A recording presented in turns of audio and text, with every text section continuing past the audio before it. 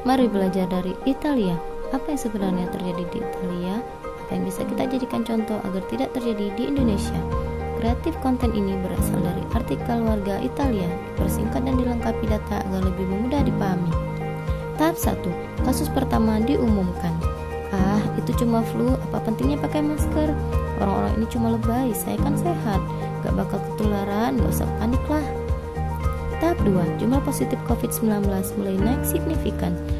Cuma beberapa yang kena.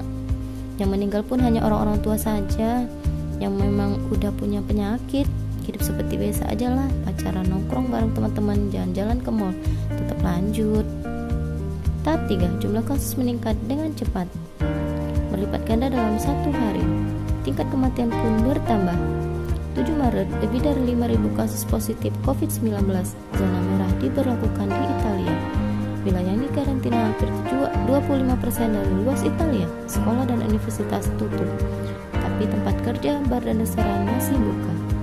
Sementara itu, 75% wilayah lain masih menganggap enteng COVID-19. Anjuran mencuci tangan ada di mana-mana, tapi sekedar anjuran, tak banyak yang melakukan. Tahap 4. Jumlah kasus meningkat pesat. Sekolah dan universitas ditutup selama sebulan. Darurat nasional pun diberlakukan. Rumah sakit menambah kapasitas. Seluruh kamar dibersihkan untuk memberi ruang bagi pasien COVID-19, tapi tidak ada cukup dokter dan perawat. Ada terlalu banyak kasus pneumonia, terlalu banyak pasien perlu ICU, tapi ruangannya sudah habis, ventilator habis. Pada titik ini seperti kondisi dalam perang. Dokter harus memilih siapa yang akan diobati berdasarkan peluang bertahan hidup. Itu berarti pasien lanjut usia dan punya penyakit bawaan seperti hipertensi, diabetes, dan stroke tidak masuk dalam prioritas, karena tidak ada lagi ruang. Sistem layanan kesehatan seketika runtuh. Tahap 5. 9 Maret mencapai lebih dari 9.000 kasus. Seluruh kota Italia lockdown. Orang-orang bisa pergi hanya untuk keperluan darurat dan dalam pengawasan ketat.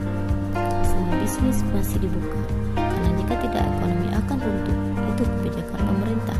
Mulai ada ketakutan, orang-orang mulai memakai masker dan sarung tangan, tapi tetap saja ada anak-anak yang merasa jagoan, masih ingin uji nyali, pergi ke restoran rame-rame, hangout bareng, minum-minum dan sebagainya.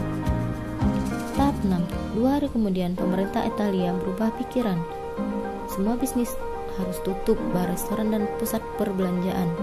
Semua jenis toko kecuali supermarket dan apotek. Penyebabnya karena dalam sehari yang positif bertambah. Lebih dari 2.000 kasus. Penduduk yang keluar rumah harus mendapatkan surat izin. Surat izin ini didapat dari pos pemerintah polisi yang disebar di berbagai lingkungan. Yang melanggar bisa kena denda 3,3 juta rupiah. Bagi pasien positif yang tidak mau mengkarantina diri, bakal dituntut dengan pasal pembunuhan, hukuman 1-12 tahun penjara. 21 Maret, jumlah korban meninggal di Italia terus meningkat melampaui Cina.